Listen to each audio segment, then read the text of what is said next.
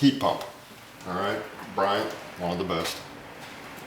All right, so here's something you don't know yet. When I size the house, this house only it calls for 10 kW of heat.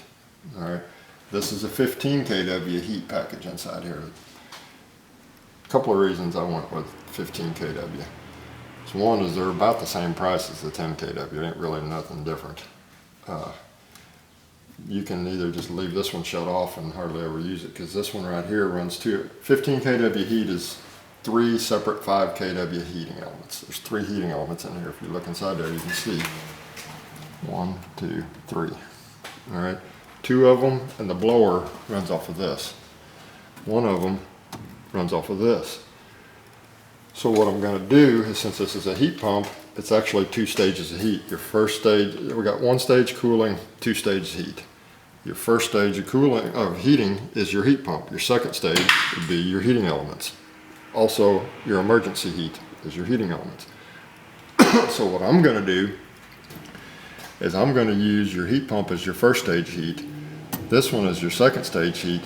I'm going to pull the sequencer loose inside there, tie it, which is this one, which is only 5 kW, and tie it in as a third stage heat. So I'm going to run 1 stage cooling, 3 stages of heat. Your third stage heat is probably never going to kick on. But if you ever have a problem, like one of your elements burn out and it's only running on half of it and it can't keep up, then it'll kick over to your third stage and kick in your other element. So this is an electric furnace. Gas furnace usually sits on the floor. The evaporator coil sits over the top of it. That means your evaporator coil is on your positive air pressure side.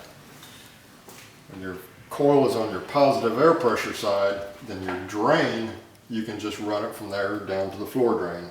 All right. On an electric furnace,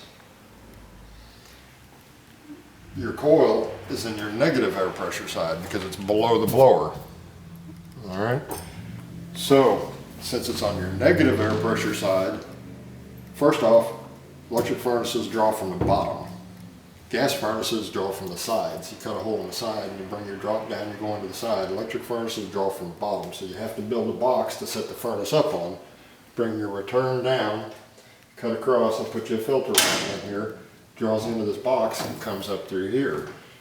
But since your coil is below the blower on your negative air pressure side, you can't just run a drain from here to the floor, because what's going to happen is it's going to suck on that drain hose all the time.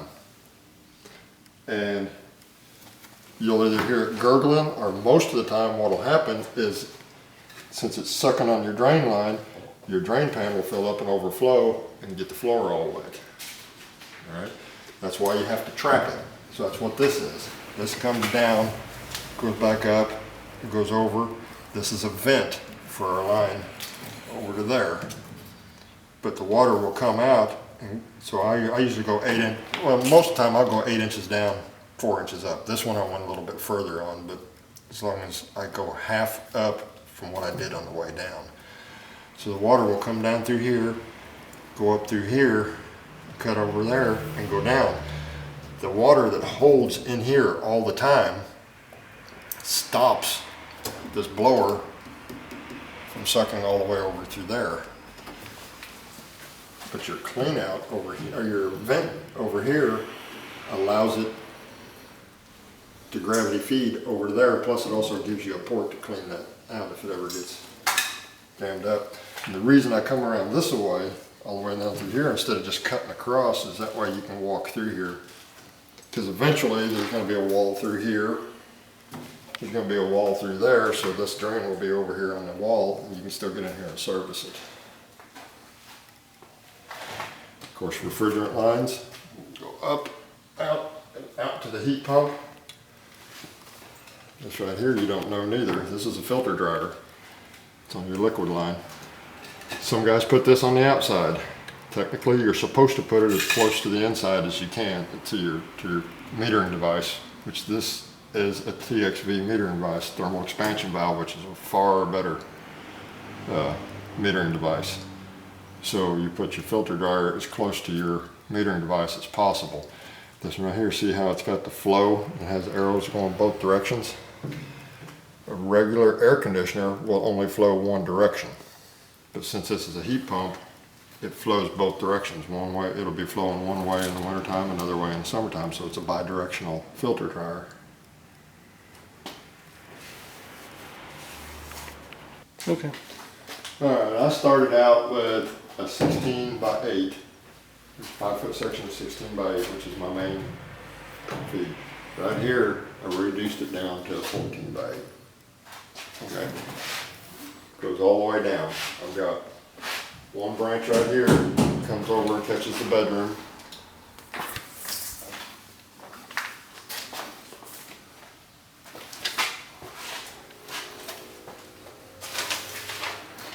I've got another one right here. It goes over and catches the one in the living room.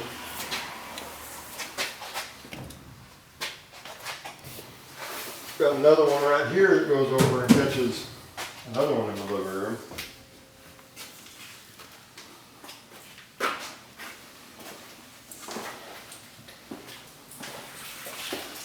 We got this one's a side pack, which this also reduces down to 14 inch. This one catches the bathroom. And here is where what we did was, normally you would keep the trunk going all the way down, go straight across. But since you're going to use this room someday, I wanted to keep as much head clearance as I can. So I brought this one out across, dropped it down and run it along the edge of the beam all the way down there, and it cuts over and catches one in the kitchen.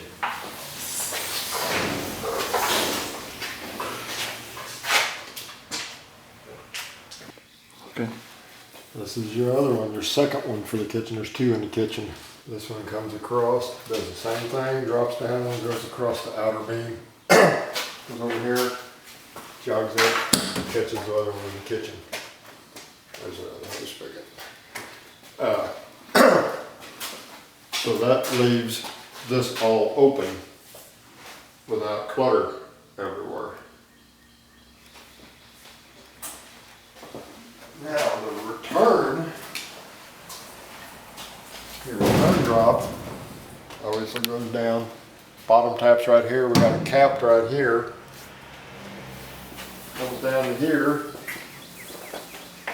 This is panned off. Fuck. Grab that other light.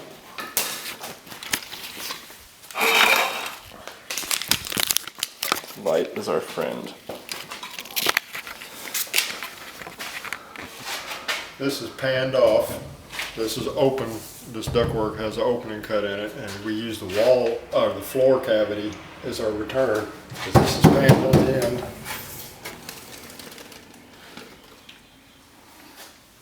Same on the other side. Yeah, except for I tapered it. But it's basically the same thing.